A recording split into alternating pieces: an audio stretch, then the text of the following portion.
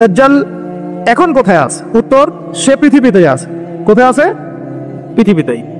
কোথায় আল্লাহ পাক রেখেছেন আমরা জানি না, সে যে পৃথিবীতেই আছে তার প্রমাণ তামিম দারির একটা হাদিস। তামিম দারি রাদিয়াল্লাহু আনহু একটা দ্বীপের মধ্যে দাজ্জালকে বন্দী অবস্থায় দেখেছেন। দেখে নবীর কাছে এসে বলেছেন যে আমি এটা দেখেছি। নবী সাল্লাল্লাহু আলাইহি ওয়াসাল্লাম বলেছেন, আমি তোমাদেরকে যে দাজ্জাল সম্পর্কে সতর্ক করেছিলাম এটাই সেটা, সে বের হবে অচিরেই। এবং সেদিন সে বলেছিল যে এই বাইসানের খেজুর বাগানে খেজুর থাকবে না, এখন সেখানে খেজুর নাই। সে বলেছিল তাবারিয়া হ্রদে যখন পানি থাকবে না তখন আমি বের হব, এখন তাবারিয়া হ্রদে পানি নাই, সময় ক্লোজ। সে কোথা থেকে বের হবে? উত্তর, তার বের হওয়া সম্পর্কে তিনটা বর্ণনা পাওয়া যায়। এক, সে ইস্পাহান থেকে বের হবে। ইস্পাহান হচ্ছে ইরানের একটা জায়গা। কোন জায়গা? ইরানের একটা জায়গা, এবং সেখানে ইস্পাহান নামে একটা জায়গা আছে। এমন হতেই পারে যে ইরান এই জায়গাটুকু অচিরেই বা ভবিষ্যতে ইসরায়েলের অন্তর্ভুক্ত হয়ে যেতেও পারে। কেন? 1974 সালে আরব ইসরায়েল যুদ্ধের সময় কি সিরিয়ার ওই যে আপনার গোলান মালভূমি, মিশরের সিনাই উপত্যকা, এগুলো কি ইসরায়েলের অন্তর্ভুক্ত ছিল? পড়াশোনা করেছেন কিছু? এগুলো ইসরায়েলের অন্তর্ভুক্ত ছিল না, এগুলো মিশরের এবং সিরিয়ার ছিল। মাত্র 6 দিনে সে এই আরবদেরকে পরাজিত করে ওই জায়গাগুলো দখল করে ফেলেছে। মাত্র 6 দিনে। কতদিনে? মাত্র 6 দিনও টিকতে পারে না এই মুসলিমরা তার সামনে। তো দেখুন, 6 দিনে এটা করতে পেরেছে 1974 সালেই, আর এখন তো 2022 চলছে। তো ইস্পাহানের ওই জায়গা যে ওর অন্তর্ভুক্ত হয়ে যাবে না, কে গ্যারান্টি দিবে? হতেও পারে। আর আপনারা ইরান ইসরায়েলের সম্পর্ক দাকুরাল দেখেন না? দাকুরাল সম্পর্ক কে জানে? আচ্ছা, আরেকটা বর্ণনা এসেছে সে বের হবে খোরাসান থেকে। খোরাসান মূলত এই জায়গাটুকুর মধ্যেই পড়ে যায়। আরেকটা হাদিসের মধ্যে আছে শাম এবং ইরাক, ইরাক এবং শাম। শাম মানে যে প্যালেস্টাইন, লেবানন, জর্ডান, এই পুরো জায়গাটার শাম। এই অংশটুকুর মধ্য থেকে, এর মাঝখানে একটা রাস্তা থেকে দাজ্জাল মানুষের রূপে আত্মপ্রকাশ করে। তো দেখুন, সে পৃথিবীতে আসবে, 40 দিন শাসন করবে। এই 3টা জায়গার কথা এসেছে, এই 3টা জায়গার মধ্য থেকে সে বের হবে। কিভাবে হবে আল্লাহ ভালো জানেন। এবং সেটা হবে মানুষের রূপে। কার রূপে? মানুষের রূপে। সে কি হবে? সে একজন ইহুদি যুবক হবে। কি হবে? সে কোনো খ্রিস্টান হবে না, বুদ্ধিস্ট হবে না, মুসলিম হবে না, সে অন্য কোনো রিলিজন ফলো করবে না। সে একজন ইহুদি যুবক হবে, যার চুলগুলো হবে কার্লি, মানে কোকরান। কি হবে? চুলগুলো কোকরান। তার ফিজিক্যাল স্ট্রাকচার খুব শক্ত হবে, মানে স্ট্রংলি বিল্ড, খুব শক্তিশালী। এখন নবীজি বলছেন সে কাদেরকে নিয়ে বিশ্ব শাসন করবে? উত্তর, সে জিউসদেরকে নিয়ে বিশ্ব শাসন করবে। কাদেরকে নিয়ে? জিউস কারা? জিউস মানে শুধু ইহুদিরা নয়, এটা একটা ভুল ধারণা।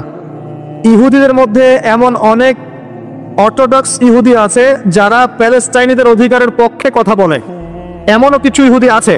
তো সব ইহুদিকে আপনি খারাপ বলতে পারবেন না, কথা বুঝতে পারছেন? কিন্তু তাদের মধ্যে একটা দল আছে যাদেরকে আমরা বলি জায়োনিস্ট। তারা পশ্চিমাদের সাথে অ্যালায়েন্স করে সারা বিশ্বটাকে শাসন করছে আর কি।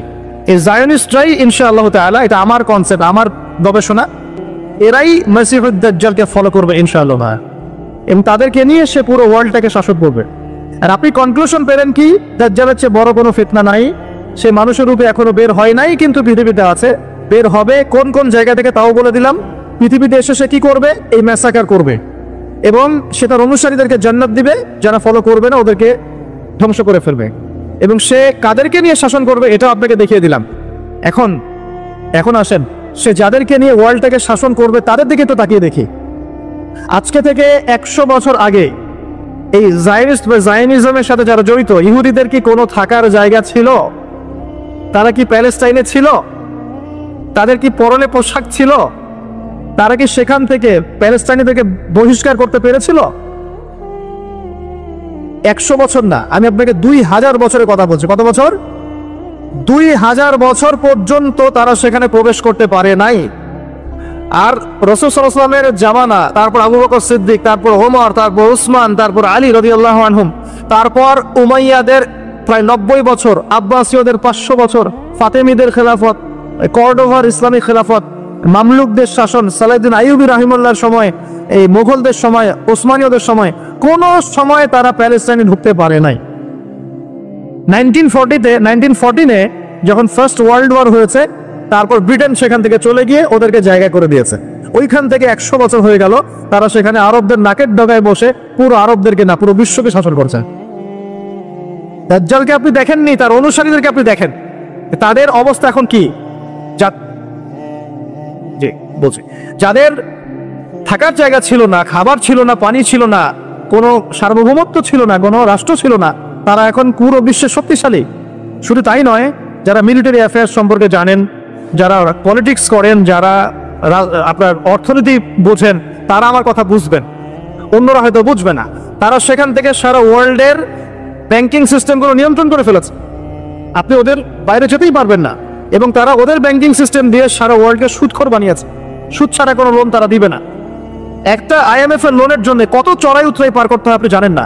ইকোনমিক্স পড়েন তাহলে বুঝবেন। এমনি এমনি দিবে না, সুদ ছাড়া তো দিবেই না। আর সুদটা আমাদের শোধ করতে হবে না, শোধ করতে হবে। তো এদের সিস্টেমটাই সুদভিত্তিক ইকোনমিক সিস্টেম। ফাইন্যান্সে যান, ফাইন্যান্স, পুরো ওয়ার্ল্ডের যে ফাইন্যান্সগুলো আছে এগুলো ওদের হাতে। মিডিয়াতে যান, সারা ওয়ার্ল্ডের বড় বড় মিডিয়াগুলো ওদের হাতে। আপনি পলিটিক্যাল দর্শনগুলোতে যান, পুরো ওয়ার্ল্ডে যে পলিটিক্যাল সিস্টেমগুলো চলছে এগুলো লঞ্চ ওরাই করেছে। খিলাফা নাই, ওই যে খলিফা খিলাফা এটা বাদ, এখন ওদের দর্শনগুলো চলছে। তারপরে কি? অস্ত্র শস্ত্রের দিকে যান, অস্ত্র শস্ত্র, সারা বিশ্বে যত মারণাস্ত্র, নিউক্লিয়ার ওয়েপেন্স এবং থার্মো নিউক্লিয়ার ওয়েপেন্স সবকিছু এখন ওদের কাছে। কয়টা মুসলিম কান্ট্রির কাছে নিউক্লিয়ার ওয়েপেন্স আছে বলেন? কয়টা মুসলিম কান্ট্রির কাছে আকাশ প্রতিরক্ষার ব্যবস্থা আছে, মিসাইলস আছে? উত্তর কোরিয়ার কাছে থাকলেও দেখা যায় যে তুরস্কের কাছে নাই। দেখবেন যে কি বলবো, চায়না, রাশিয়া ওদের কাছে থাকলেও আমাদের আরব কান্ট্রির কাছে নাই। তো দেখেন, ওয়ার্ল্ডকে এই জায়গা থেকে বলছেন বিশৃঙ্খলা করে না। দাজ্জালকে যদি বিশ্ব শাসন করতে হয়, আপনাকে যদি বিশ্ব শাসন করতে হয়, আমাকে যদি বিশ্ব শাসন করতে হয়, তাহলে আমাকে বিশ্বের মিডিয়া, প্রযুক্তি, ফাইন্যান্স, ইকোনমিক্স, পলিটিক্স নিয়ন্ত্রণ করতে হবে কি হবে না? সহজ কথা বলেন, হবে কি হবে না? হবে না? আপনার যদি ইকোনমিক কোনো পাওয়ার না থাকে, ডমিনেন্স না থাকে, আপনি কি সারা ওয়ার্ল্ডের ইকোনমি নিয়ন্ত্রণ করতে পারবেন? শ্রীলঙ্কা কি পারবে সারা বিশ্বের ইকোনমি নিয়ন্ত্রণ করতে? পারবে? বাট USA পারে, কারণ ডলার। কারণ কি? ডলার। বুঝতে পারছেন কথা? এই যে মালদ্বীপ, মালদ্বীপ কি পারবে সারা ওয়ার্ল্ডের মিডিয়া নিয়ন্ত্রণ করতে? পারবে? পারবে না। বাট ইসরায়েল পারবে, বাট বিকজ ওর কাছে গুগল, অ্যাপল সব ওদের। তার মানে এক কথায়, ওয়ার্ল্ডকে রুল করতে হলে আপনার ওয়ার্ল্ডের বড় বড় জিনিসগুলোকে নিয়ন্ত্রণ করতে হবে না? দাজ্জাল না আসলেও তার অনুসারীরা এগুলো অলরেডি নিয়ন্ত্রণ করে ফেলেছে। আমি কি এখন আপনাদেরকে বোঝাতে পারছি যে নূর বা আলো কি জিনিস? নূর অর্জন করলে আপনি এমন কিছু দেখবেন, এমন কিছু বুঝবেন যেটা সবাই বুঝবে না। কিন্তু একজন সাহাবীর নাম বলি, আনাস বিন নাজার। কি নাম? আনাস বিন নাজার রাদিয়াল্লাহু আনহু। তিনি উহুদের যুদ্ধের মাঠে কি করছেন আমি আপনাকে একটু দেখাই। একটা গুজব ছড়িয়ে পড়েছে যে মুশরিকরা মুহাম্মদ সাল্লাল্লাহু আলাইহি ওয়াসাল্লামকে নাকি হত্যা করেছে। নাউজুবিল্লাহ। কারণ উহুদের যুদ্ধে আমাদের নবীর এখানে আঘাত লেগেছে, এই যে ভ্রুর নিচে কড়া ঢুকে গেছিল, একটু পায়ের মধ্যে আঘাত পেয়েছিলেন, তারপর দাঁত মোবারক শহীদ হয়ে গিয়েছিল। আব্দুল্লাহ বিন কামিয়া নামে এক লায়নাহুল্লাহ, এক মুশরিক নবীজিকে আঘাত করেছিলেন। ঠিক আছে? একটা গুজব ছড়িয়ে পড়েছিল যে মুশরিকরা মুহাম্মদ সাল্লাল্লাহু আলাইহি ওয়াসাল্লামকে হত্যা করেছে। নাউজুবিল্লাহ। তখন অনেক সাহাবী অস্ত্র ফেলে দিয়ে বসে যান, যে নবী নাই, আমরা যুদ্ধ করে কি করব? কথা বুঝতে পারছেন? তারা হাতে হাত রেখে বসে আছে। এখন এই আনাস বিন নাদর রাদিয়াল্লাহু আনহু তিনি বলছেন, কি হয়েছে তোমাদের, সমস্যা কি? তখন সাহাবীরা বলছেন, মুহাম্মদ সাল্লাল্লাহু আলাইহি ওয়াসাল্লাম তো শহীদ হয়েছেন, ইন্তেকাল করেছেন, আমরা যুদ্ধ করে কি করব? তখন আনাস বিন নাদর রাদিয়াল্লাহু আনহু বলছেন যে মুহাম্মদ সাল্লাল্লাহু আলাইহি ওয়াসাল্লাম যদি নিহত হয়ে থাকেন, তাহলে আমরা আর বেঁচে থেকে কি করব? চলো আমরা যুদ্ধ করে শহীদ হয়ে যাই, আমরা এখানে বেঁচে থেকে কি করব? তখন তিনি ছুটছেন ঘোড়া নিয়ে। আর সাদ বিন মুয়াজ নামে একজন সাহাবী। কোন সাহাবী? সাদ বিন মুয়াজ। এই সাহাবী বলছেন যে তুমি কোথায় ছুটছো? তখন আনাস বিন নাদর রাদিয়াল্লাহু আনহু বলছেন, আল্লাহর কসম করে বলছি, আমি উহুদ পাহাড়ের পিছন থেকে জান্নাতের ঘ্রাণ পাচ্ছি। কে বলছে এই কথা? আনাস বিন নাদর রাদিয়াল্লাহু আনহু। তিনি ছুটে গেলেন, গিয়ে বীর বিক্রমে যুদ্ধ করলেন।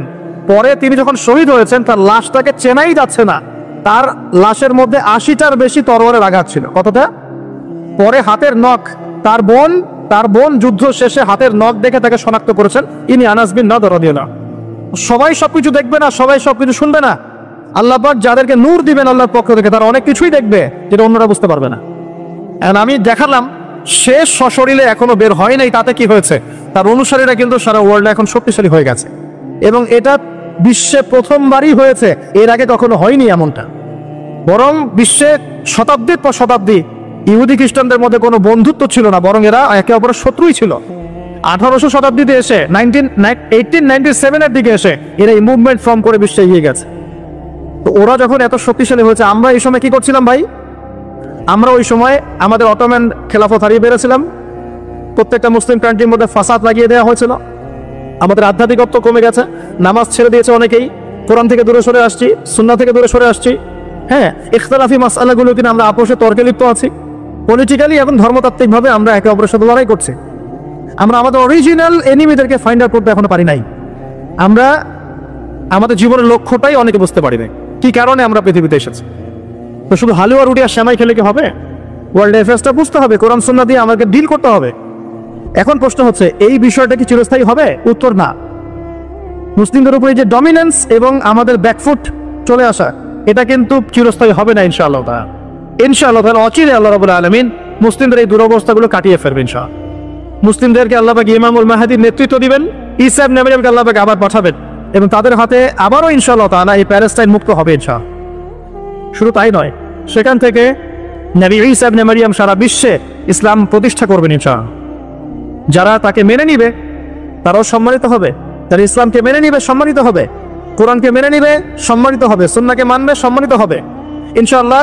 যারা মেনে নিবে আল্লাহ পাক তাদেরকে সম্মানিত করবেন ইনশাআল্লাহ, আর যারা মানবে না আল্লাহ পাক তাদেরকে সরিয়ে দিবেন। আল্লাহর আযাব গজব আসলে কেউ পার পাবে না ইনশাআল্লাহ।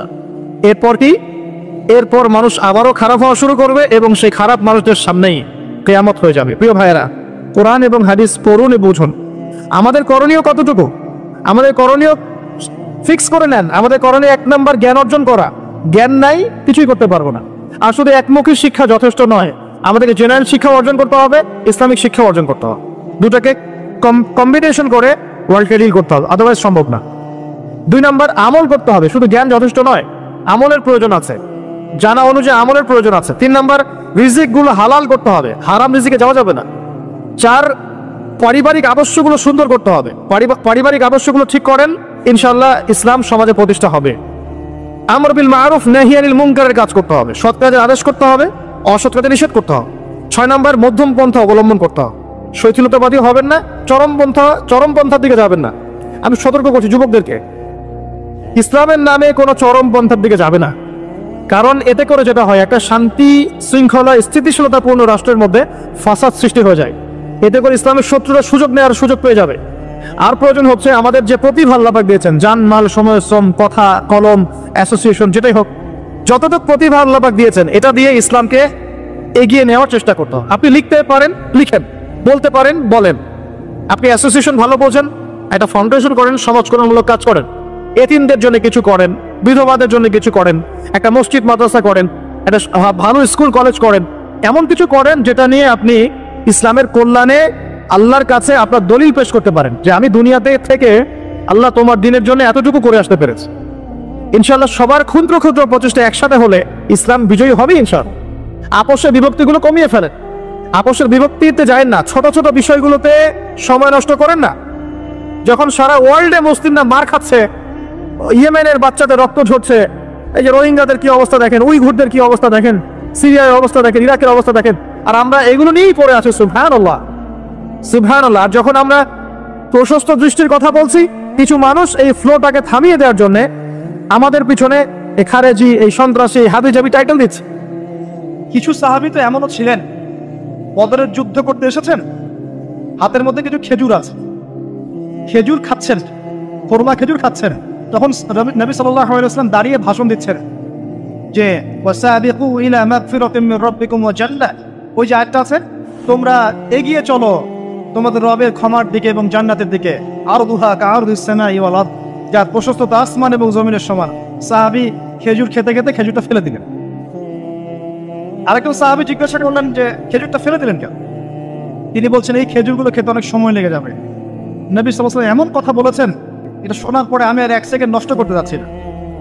খেজুর ফেলে দিয়ে যুদ্ধে ঝাঁপিয়ে পড়লেন, দেন শহীদ হয়ে জান্নাতে চলে গেলেন। তারাও তো মৃত্যুর স্বাদ গ্রহণ করেছেন, তাই না? আরেকজন ইহুদি ব্যক্তি উহুদের যুদ্ধের দিন সকালবেলা মুসলিম হয়েছে।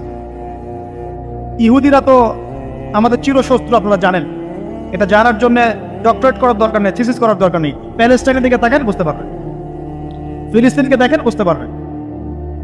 অ্যামনেস্টি ইন্টারন্যাশনাল বলে একটা সংস্থা আছে না, এরা পর্যন্ত দেখলাম গতকালকে রিপোর্ট দিয়েছে যে বিগত এই 50-60 বছর ধরে এরা ফিলিস্তিনদের উপর যা নির্যাতন করেছে, এটা মানবতার ইতিহাসে কখনো করা। যাই হোক, একজন ইহুদি যুবক সকালবেলা উহুদের মাঠে আসছেন, এসে জিজ্ঞাসা করছেন যে আমার আগে কি করা উচিত, আগে কি আমি যুদ্ধে যাব না আমি আগে মুসলিম হব? সাহাবীরা তাকে বললেন আগে কালিমা শাহাদাত পড়, তারপরে উহুদের মাঠে আস। সে এসেছে এই কারণে যে নবী সাল্লাল্লাহু আলাইহি ওয়াসাল্লাম মদিনায় আছেন, মদিনায় আরো ইহুদিরা আছে, ইহুদিরাই আগে বলতো শেষ জামানে একজন নবী আসবেন যার নাম হবে আহমদ, সব মিলে গেছে, তারপরেও তারা গ্রহণ করছে না। তো এই ছেলে সত্য চিনতে পেরেছে, সে চলে আসছে সত্যের কাছে, এসে ইসলাম কবুল করে যুদ্ধ করলো, শহীদ হয়ে গেল। নবী সাল্লাল্লাহু আলাইহি ওয়াসাল্লাম দেখলেন তার লাশটা, দেখে বলছেন যে এই যুবক, এই ইহুদি যুবক এখানে কি করছে? সাহাবীরা বললেন সকালবেলা মুসলিম হয়েছে, যুদ্ধ করে শহীদ হয়ে গেছে ইয়া রাসূলুল্লাহ। নবীজি বললেন সাল্লাল্লাহু আলাইহি ওয়াসাল্লাম আমিলা কালিল উজরা কাসীর, সে অল্প আমল করলো কিন্তু বিশাল পুরস্কার পেয়ে গেল। জীবন তো তাদেরও ছিল। এটা তো সশস্ত্র যুদ্ধের কথা বাদ দেন, নরমালি সুমাইয়া রাদিয়াল্লাহু আনহা, আবু জাহেল তাকে নির্যাতন করছে করছে করছে, তার লজ্জাস্থানে বর্ষা ঢুকিয়ে দিয়ে, চিন্তা করতে পারেন, লজ্জাস্থানে বর্ষা নিক্ষেপ করে হত্যা করলো। সুমাইয়া রাদিয়াল্লাহু আনহা দেখতে কালো বর্ণের, চেহারা সুন্দর নয়, হয়তো আপনার মতো সুন্দর নয়, জান্নাতে এখন হাসছে ইনশাআল্লাহ তাআলা। তার স্বামী ইয়াসের, আবু জাহেল তাকে পিটাতে পিটাতে মেরে ফেললো, সে মারা গেল, শহীদ হয়ে গেল। অনেক ওলামায়ে কেরামকে, ইমাম, মুজতাহিদ, মুহাদ্দিস দেখবেন সারাটা জীবন এত মেহনত করেছেন দিনের জন্য, বিয়ে শাদী করার সময় পান নাই, এমনও আছেন ইমাম এবং মুহাদ্দিস। জীবন তো তাদেরও ছিল। শুধু সাহাবী কেন, তাবেঈদের দিকে তাকান, তাবেঈন তাকান, আমাদের 4 ইমামের দিকে তাকান। আবু হানিফা রাহিমাহুল্লাহ শেষ বয়সে জেলখানায়, কথিত আছে বিষ প্রয়োগে তাকে হত্যা করা হয়েছে। তার টাকা অভাব ছিল না, তিনি কিন্তু আমার মতো হতদরিদ্র ছিলেন না। আল্লাহ পাক তাকে সম্পদ দিয়েছিলেন, সমস্ত সম্পদ বিলিয়ে দিয়েছেন দিনের জন্য। ইমাম শাফিঈ রাহিমাহুল্লাহ, তার দিকে তাকান। আহমদ বিন হাম্বল রাহিমাহুল্লাহ, তার দিকে তাকান। তাকে পিটানো হচ্ছে আর বাগদাদের রাস্তায় ধর্ণা হচ্ছে, কারণ সমাজের মানুষ ফতোয়া দিয়েছে একটা, তিনি ফতোয়া দিয়েছেন আরেকটা। ওই যে হিন্না প্রথা আর ঠিকা বিবাহ নিয়ে তিনি বলছেন ই'লামু ইয়া আহলা বাগদাদ, হে বাগদাদের মানুষরা জেনে রাখো যে আমি কোশ্চেন কালেও এই প্রথাকে জায়েজ করলাম না। তোমরা চিনে রাখো যে আমার নাম আহমদ।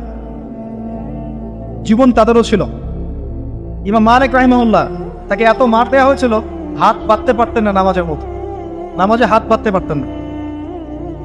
সাহাবীদের থেকে নেন, তাবেঈ থেকে নেন, তাবেঈ থেকে নেন, মুজতাহিদ ইমাম থেকে নেন, দুনিয়ার জীবন তারাও কিন্তু ভোগ করেছেন আর আমরাও ভোগ করছি।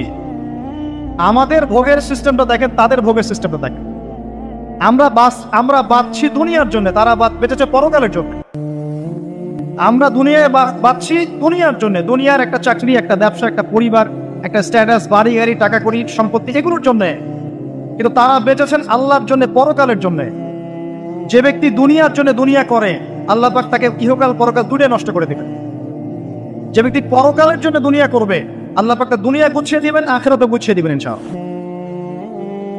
প্রথম কথা হচ্ছে এই যে দুনিয়ার জীবনকে প্রাধান্য দেওয়া যাবে না। দুনিয়ার জীবনে প্রতিটা কাজ আপনি একটা উদ্দেশ্যে করবেন, সেটা হচ্ছে আল্লাহ সন্তুষ্ট। বিয়ে শাদী করেছি কেন? আল্লাহর জন্যে। পরিবার গঠন করেছি কেন? আল্লাহর জন্যে। সন্তান নিয়েছি কেন? আল্লাহর জন্যে। দিন শিখেছি কেন? ইলম শিখেছি কেন? আল্লাহর জন্যে। চাকরি কেন করি? আল্লাহর জন্যে। প্রতিটা কাজ ইবাদত হবে যদি আপনি মুহাম্মদ সাল্লাল্লাহু আলাইহি ওয়াসাল্লামের তরিকা মেনে চলেন। একটা বিষয় বোঝার বাকি আছে আমাদের, দুনিয়ার জীবনটা 1 সেকেন্ডের জীবন।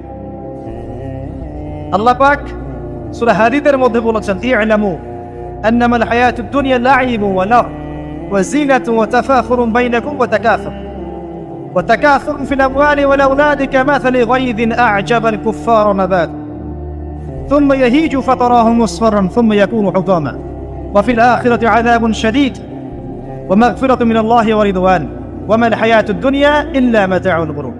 আল্লাহ পাক বলছেন জেনে রাখো তোমরা সবাই, এই জমিনবাসী, এই দুনিয়ার হায়াতটা খেলা। খেলা মানে কি দেখেন, ছোট্ট বাচ্চারা খেলা ছাড়া কিছু বোঝে? ওর কাছে দুনিয়া ওইটাই। দুনিয়ার প্রথম স্টেজ খেলা। ওয়াল্লাহু একটু বড় হবে, যখন কিশোর হবে, ওর কাছে ঠাট্টা হাসি তামাশা, ডোন্ট কেয়ার, দুনিয়াতে কোনো কিছু নেই, খাওয়া দাওয়া ফুর্তি করো, লাকি।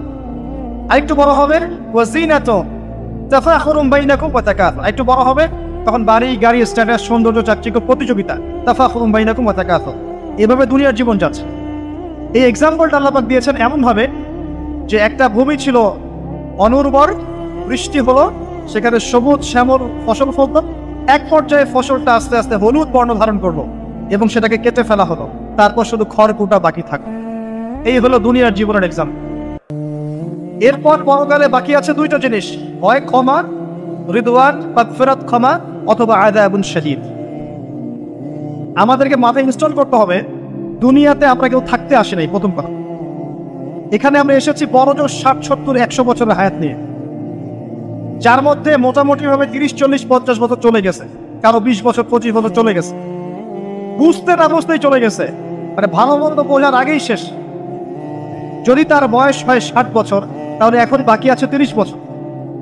এই ব্যক্তি যদি ঠান্ডা মাথায় রাতের বেলা চিন্তা করে এই 30 বছর যে আমার চলে গেছে, আমার অ্যাপ্রক্সিমেটলি 30 বছর বাকি আছে।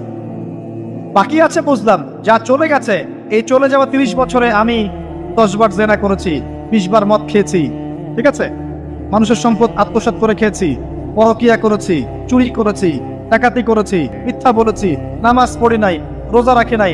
আমরা প্রত্যেকে যদি আমলনামা ঘাটি আজকে রাত্রে, এরকম একটা লিস্ট আমরা তৈরি করতে পারব। আজকে রাত্রে বাসায় ফিরে গিয়ে প্রত্যেকে যদি একটা আমলনামা ঘাটতে চাই, চোখ বন্ধ করে চিন্তা করি যে এই 30 বছর আমি কি কি করেছি, দেখবেন আপনি জেনার পাপ পাবেন, মাদকের পাপ পাবেন, অন্যের সম্পদ আত্মসাতের পাপ পাবেন, নামাজ না পড়ার পাপ পাবেন, রোজা রাখেন নাই, যাকাত দেন নাই, কোনো কোনো ক্ষেত্রে মিথ্যা বলেছেন, প্রতারণা করেছেন, মানুষের সম্পদ লুটে পুটে খেয়েছেন, অনেক কিছু করেছেন। কিন্তু আমাদের চলাফেরা দেখলে মনে হয় যে আমরা কোনো পাপ করিনি। এই জায়গায় ঠান্ডা মাথা চিন্তা করে আপনি দেখবেন পাপ দুই রকম। কয় রকম? দুই রকম। আপনি দেখবেন আল্লাহর সাথে জড়িত কিছু পাপ পাবেন, নামাজ পড়েন নাই, রোজা রাখেন নাই, মিথ্যা বলেছেন, ইত্যাদি ইত্যাদি। কিছু পাপ পাবেন আল্লাহর সাথে জড়িত, কিছু পাবেন মানুষের সাথে জড়িত। আল্লাহর সাথে জড়িত পাপগুলো ক্ষমা নেওয়া খুব সহজ। ওযু করে এসে 2 রাকাত নামাজ পড়ে চোখের জল ফেলে দিয়ে, চোখের পানি ফেলে দিয়ে আল্লাহর কাছে হাত তুলে খালি যদি বলে আল্লাহুম্মা আনতা রব্বি, বলেন আল্লাহুম্মা আনতা রব্বি লা ইলাহা ইল্লা আনতা খলাকতানি আনা আবদুক ওয়া আনা আলা আহদিক ওয়া ওয়া'দিকা মাসতাতা'তু আউযু বিকা মিন শাররি মা সানা'তু আবুউ লাকা বিনি'মাতিকা আলাইয়া ওয়া আবুউ বিযানবি ফাগফিরলি ফাইন্নাহু লা ইয়াগফিরু যুনুবা ইল্লা আনতা। এটা না পারেন, অ্যাটলিস্ট আস্তাগফিরুল্লাহাল্লাযী লা ইলাহা ইল্লা হুয়াল হাইয়ুল কাইয়ুম 3 বার চোখের পানি ফেলে দেন, আল্লাহর কাছে ওয়াদা করেন আল্লাহ যা করেছি ছেড়ে দিব, আগামী যতদিন বেঁচে থাকবো কোরআন এবং সুন্নাহর বাইরে এক চুল যাব না ইনশাআল্লাহ। এবং আগামী দিনগুলোতে আল্লাহ পাক তোমার আদেশ যখন যেভাবে আসবে আমি পালন করবো ইনশাআল্লাহ। যদি আল্লাহ পাক মনের মধ্যে খুলুসিয়াত দেখেন যে তাওবাতান নাসুহা করছে, মন থেকে তওবা করছে, আল্লাহ পাক আপনার সমস্ত গুনাহগুলোকে নেকিতে কনভার্ট করতে পারে। আল্লাহ পাক শুধু গুনাহ মাফ করবেন তা নয়, আল্লাহ পাক গুনাহগুলোকে নেকি দিয়ে পরিবর্তন করতে পারে। আমি দলিল দিচ্ছি, ইল্লা মান তাবা, সূরা ফুরকান পড়ে দেখেন, তারা ব্যতীত যারা তওবা করলো, ওয়া আমানা ওয়া আমিলা আমালান সালিহা, এবং যারা ঈমান এনেছে এবং সৎ আমল করলো, উলাইকা ইউবাদদিলুল্লাহু সাইয়্যাতিহিম হাসানাত, আল্লাহ পাক এই সব মানুষের গুনাহগুলোকে নেকি দিয়ে পরিবর্তন করে দিবেন ইনশাআল্লাহ। আমাদের নবী মুহাম্মদ সাল্লাল্লাহু আলাইহি ওয়াসাল্লাম দিনে 70 বার, কোন বর্ণনা এসেছে 100 বার তওবা করতেন। 100 বার পড়তেন আস্তাগফিরুল্লাহ ওয়া আতুবু ইলাইহি, আস্তাগফিরুল্লাহ ওয়া আতুবু ইলাইহি। যার আগের কোনো পাপ নাই, পিছনের কোনো পাপ নাই, দিনে 100 বার তওবা করতেন। আমরা একটা রাত এভাবে চিন্তা করেছি যে আমার পাপ কি কি। আজকে রাতে গিয়ে চিন্তা করেন, দেখবেন আপনি একটা পাপে পরিপূর্ণ একটা আমলনামা পাবেন। এবার আপনি চিন্তা করেন যে আপনি যদি আগামী 30 বছর বাঁচেন বা 40 বছর বাঁচেন, এই সময়টাকে আপনি কিভাবে মূল্যায়ন করতে চান। প্রথম একটা মূলনীতি বলেছে দুনিয়ার জীবনকে প্রাধান্য দেয়া যাবে না। ওয়ামা হাদিহিল হায়াতুদ দুনিয়া ইল্লা মাতাউল গুরুর, সম্পূর্ণ মরীচিকা। মরীচিকা দেখেছেন? দুনিয়ার জীবন যে কি জিনিস, যারা আল্লাহর পথে পরীক্ষার সম্মুখীন হয়েছে ওরা জানে। মানে কিচ্ছু না, মানে মুহূর্তে আল্লাহ পাক ইহকাল পরকালের ফয়সালা করে ফেলবে। আমরাও বুঝবো, এটা আমরা বুঝবো না এমন নয়। ইয়াং ছেলে রাস্তায় যাচ্ছে, বাইক নিয়ে খুব দাবরানি দিচ্ছে, আছে না, হঠাৎ অ্যাক্সিডেন্ট, ডেড, স্পট ডেড। এটা দুনিয়ার জীবন তার। সারা জীবন দুনিয়ার পিছনে ছুটেছে, শেষ বয়সে হতাশ, কিছুই পেলাম না। পাবে না, কারণ আল্লাহর পথে না চললে শেষ বয়সে কেউ কিছু পাবেন না। যন্ত্রণা, হতাশা, গ্লানি ছাড়া তখন দেখবেন আত্মহত্যা করে শেষ। ডেট। একটা কথা বলছিলাম যে আপনি চলার পথে কোরআন সুন্নাহর প্রতিকূলে আমল, আকীদা, মানহাজ, মুআমালাত এগুলো দেখলে কি করবেন? কোরআন সুন্নাহকে অগ্রাধিকার দিবেন নাকি চলমান বিষয়কে অগ্রাধিকার দিবেন? ইবাদত করতে এসে দেখছেন আমলের নামে বেদাত চলছে, কি করবেন? বেদাতীদের সাথে আপোষ করবেন না কোরআন সুন্নাহয় ফিরে আসবেন? আপনি তাওহীদের ক্ষেত্রে দেখছেন মানুষ ইসলামের নামে শিরক করছে, এখন আপনি কি সংখ্যাগরিষ্ঠ মানুষকে অগ্রাধিকার দিবেন না কোরআন সুন্নাহর কাছে আসবেন? অর্থনৈতিক জীবনে গিয়ে দেখছেন মানুষ বেশিরভাগই হারাম রিজিক খাচ্ছে, এখন আমি যদি বলি যে দুনিয়ার জীবনে টিকে থাকতে হলে আমাকে গায়ে আপোষ করে চলতেই হচ্ছে, তাহলে কিন্তু কোশ্চিন কালেও কোরআন সুন্নাহকে প্রাধান্য দেওয়া হলো না। তখন আপনি কি করবেন? পরিবার চালাতে গিয়ে দেখছেন যে পরিবারের বেশিরভাগ লোক আপনার কথা শোনেন। আপনি কোরআন এবং সুন্নাহকে দিয়ে পরিবার চালাতে চান, তারা পশ্চিমা সংস্কৃতি দিয়ে পরিবার চালাতে চায়, হিন্দি সিরিয়াল দিয়ে, গান বাজনা, ডুগি তবলা এগুলো দিয়ে। বেনামাজি, নামাজ রোজার খবর নাই, তালিম নাই, ইসলামিক নৈতিকতা নাই, কিচ্ছু নাই, জীবনের কোনো উদ্দেশ্যই নাই। এরকম পরিবার নিয়ে আপনি চলছেন করবেন, কাকে প্রাধান্য দিবেন? খুব ডিফিকাল্ট প্রশ্নগুলো কিন্তু, এবং এগুলো প্র্যাকটিক্যাল, এগুলো হচ্ছে। এখন চাকরি খুঁজতে গেছেন, আপনি দেখছেন যে ঘুষ না দিলে চাকরি পাচ্ছেন না, কি করবেন আপনি? তা পড়াশোনা করতে গেছেন, ছেলে মেয়ের ফ্রি মিক্সিং জেনা ছাড়া পড়াশোনাই করতে পারছেন না, কি করবেন তখন? ইউনিভার্সিটিতে গেছেন, ইউনিভার্সিটির পরিবেশগুলো দেখছেন ইসলাম কোথায় আর ইউনিভার্সিটি কোথায়, কি করবেন আপনি তখন? প্রত্যেকটা জায়গায় আপনাকে সিদ্ধান্ত নিতে হবে যে আমি প্রতিটা জায়গায় কোরআন এবং সুন্নাহর সাথে আপোষ করব নাকি চলমান এই জাহিলিয়াতের সাথে আপোষ করব, কোনটা করব?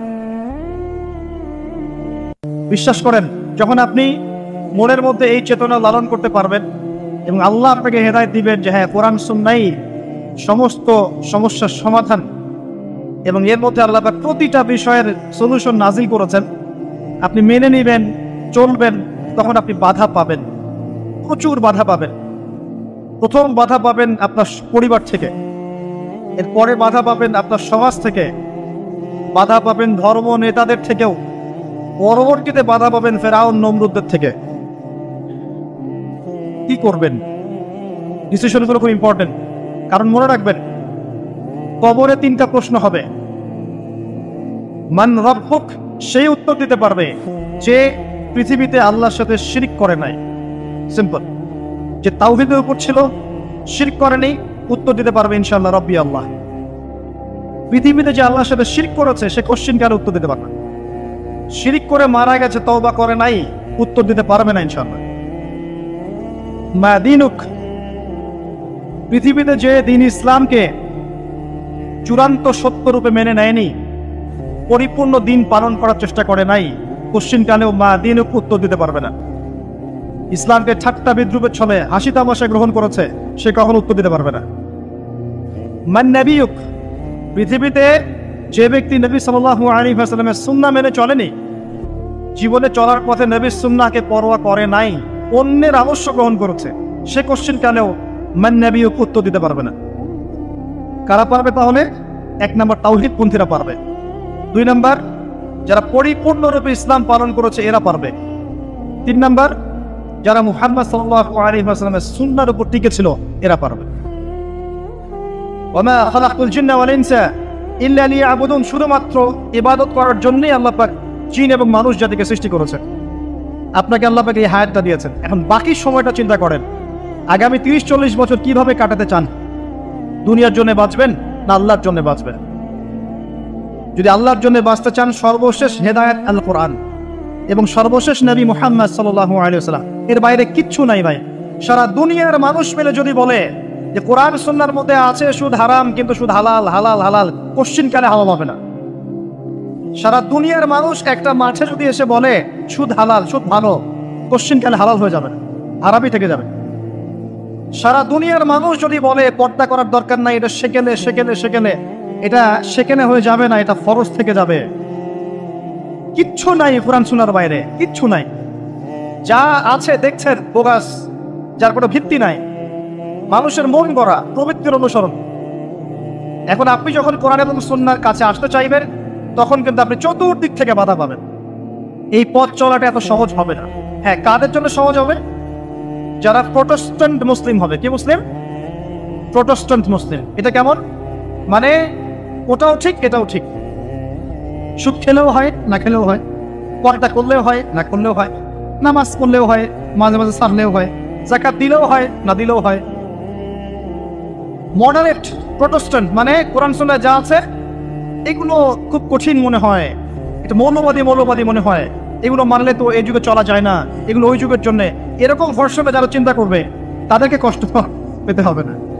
তারা দেখবেন কষ্ট না করেই দুনিয়ার জীবন কাটিয়ে দিচ্ছে, ওদের কোনো বাধা বিপত্তি আসবে না।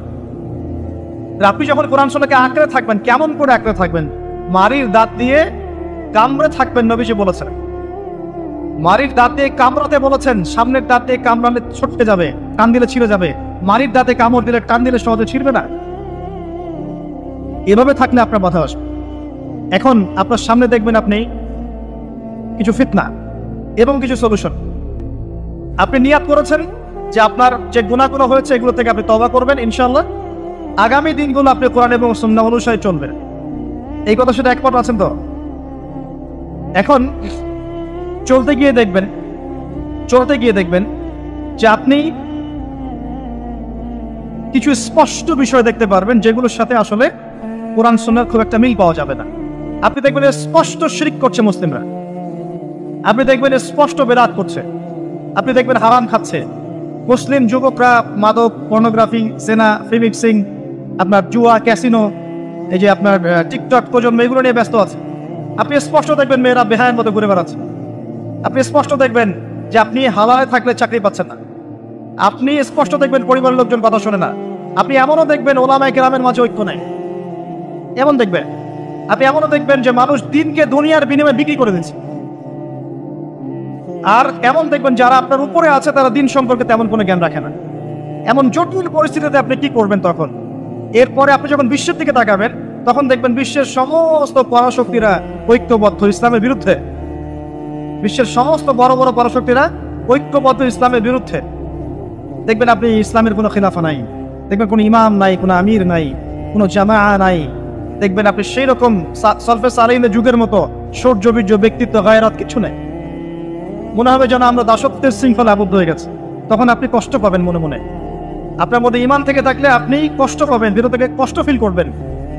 যদি প্যারালাইজড রোগী হয়ে থাকেন তাহলে কষ্ট ফিল করবেন না। চেতনা থাকে দিনের, কষ্ট ফিল করবেন। তখন আপনার স্ট্রাগল শুরু হবে।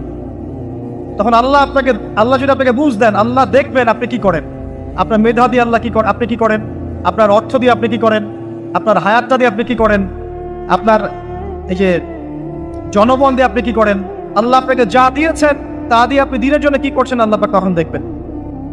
এই জায়গায় আমি আপনাকে কিছু সলিউশন বলছি।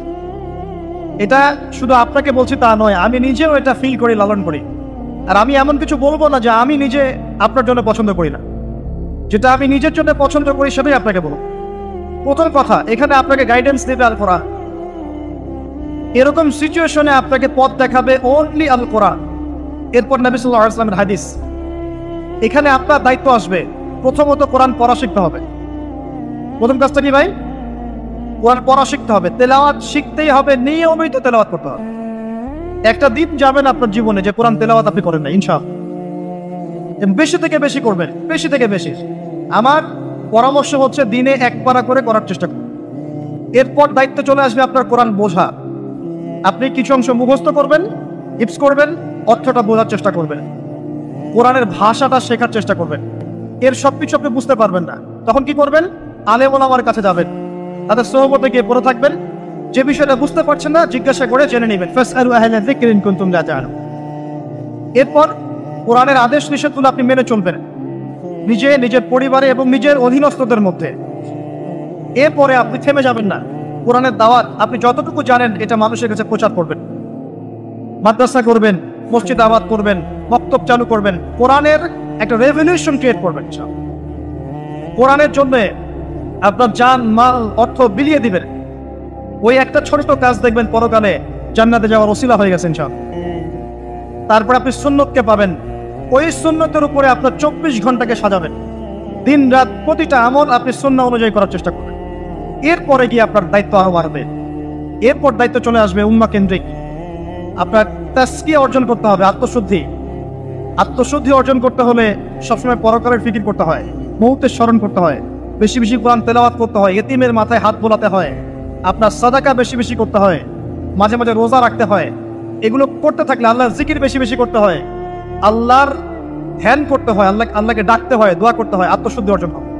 একই সাথে আপনার অন্তর থেকে হিংসা, বিদ্বেষ, এই যে গীবত, রিয়া, অহংকার, সমালোচনার সংস্কৃতি দূর করতে হবে। নাই, দিনে কোনো জবরদস্তি নাই। সত্য আর মিথ্যা স্পষ্ট হয়ে গেছে, চাপিয়ে দেওয়ার কিছু নাই। বরং আল্লাহ পাক ধর্ম নিয়ে বাড়াবাড়ি করতেও নিষেধ করেছে, কিন্তু সত্যটাকে উপস্থাপন করতে আল্লাহ পাক শিক্ষা দিয়েছে। তাই একজন খলিফার কাজ কি?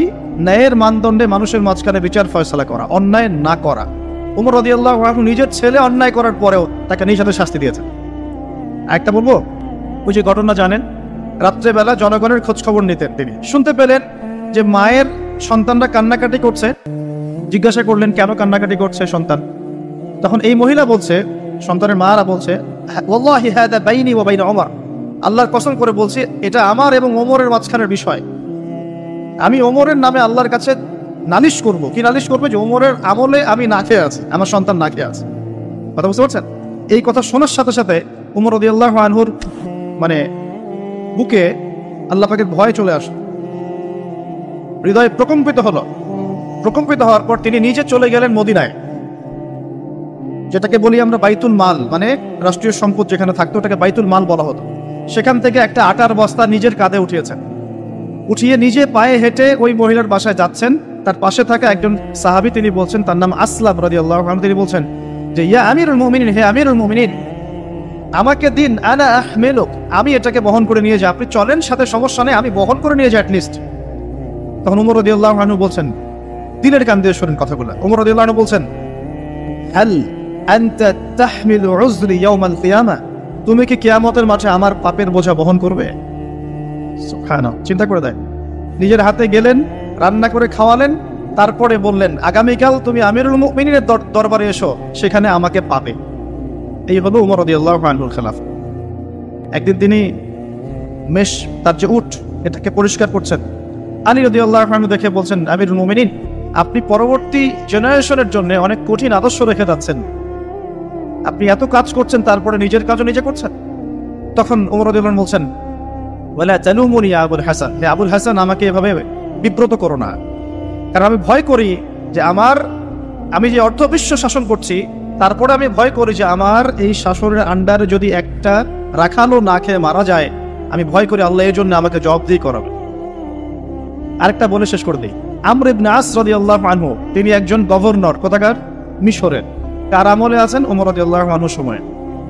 তো তার ছেলের নাম হচ্ছে মুহাম্মদ।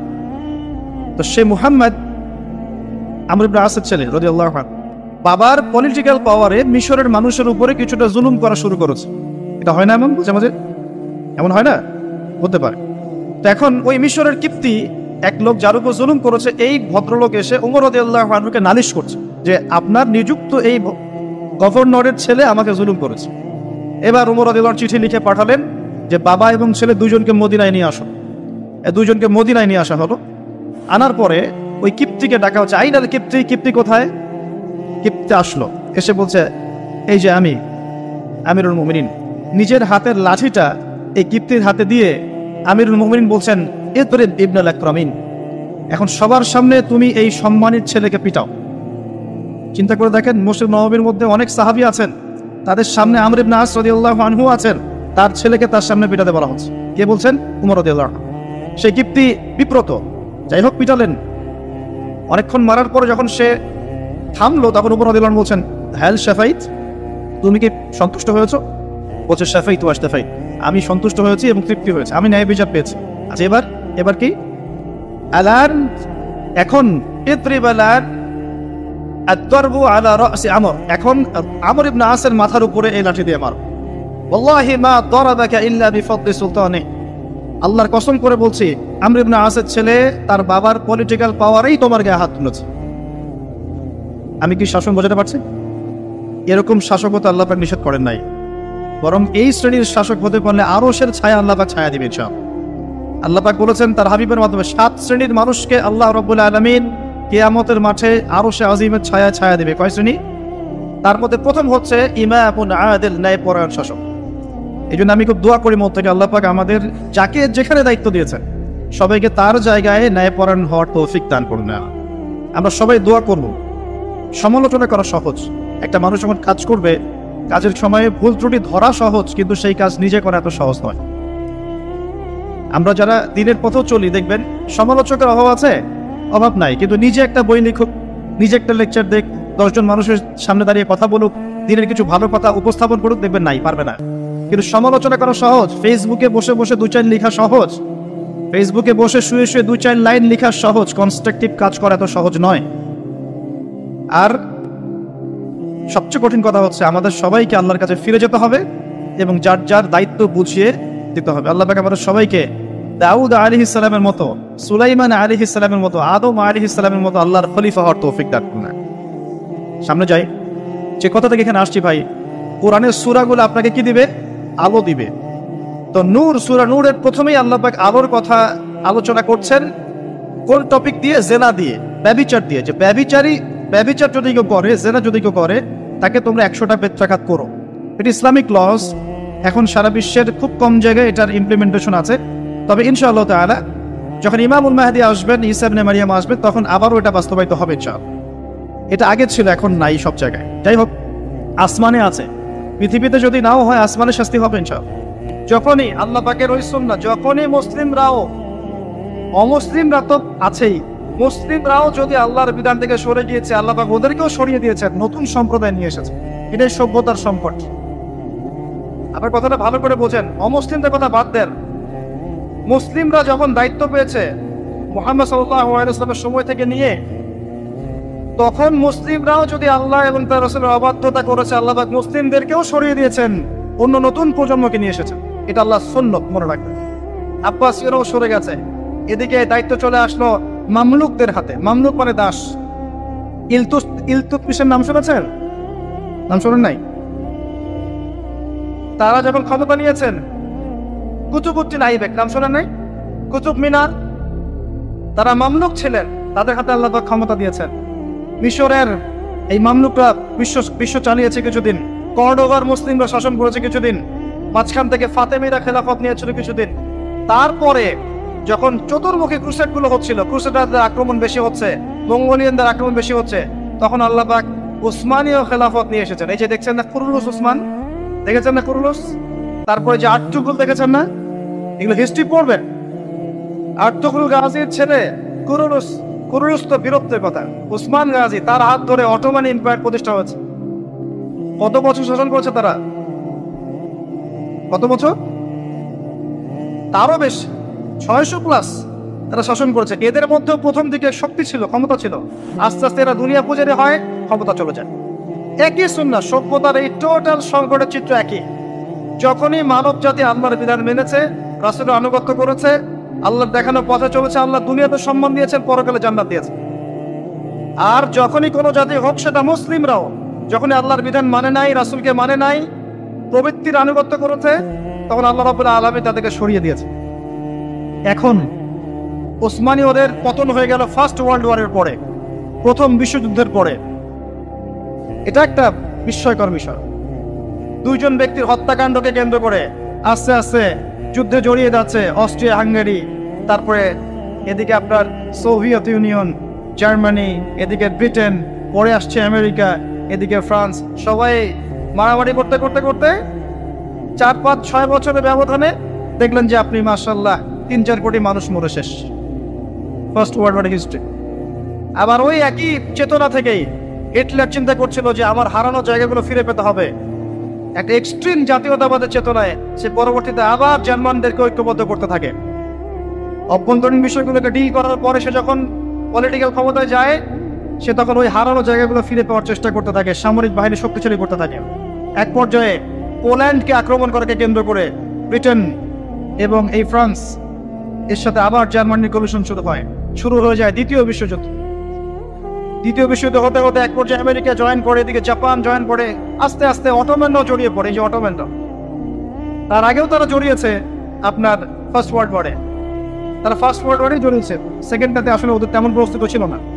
আস্তে আস্তে জড়িয়ে পড়তে পড়তে ওই যে হিরোশিমা নাগাসাকির বোমাবাজি দিয়ে যুদ্ধ শেষ হয়, সারেন্ডার করে।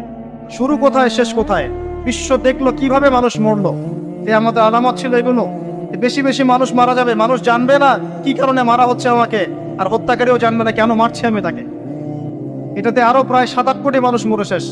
আর সামনে আপনাদের অপেক্ষা করছে ইনশাআল্লাহ তাআলা আরেকটা ওয়ার্ল্ড ওয়ার, যেটা হবে ইনশাআল্লাহ আল্লাহু আ'লাম বিস-সাওয়াব, যেটা হবে নিউক্লিয়ার ওয়ার, যার ব্যাপারে হাদিসে এসেছে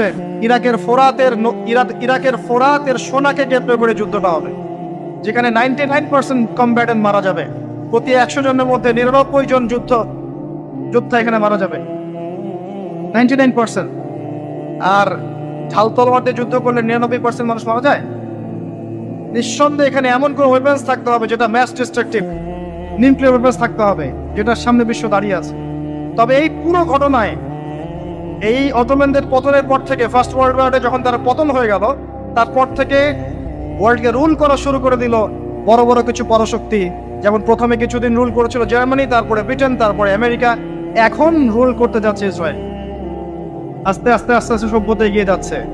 এবং এই সময় এসে নবী সাল্লাল্লাহু আলাইহি ওয়াসাল্লাম অসংখ্য ফিতনার কথা আপনাকে বলে গেছেন।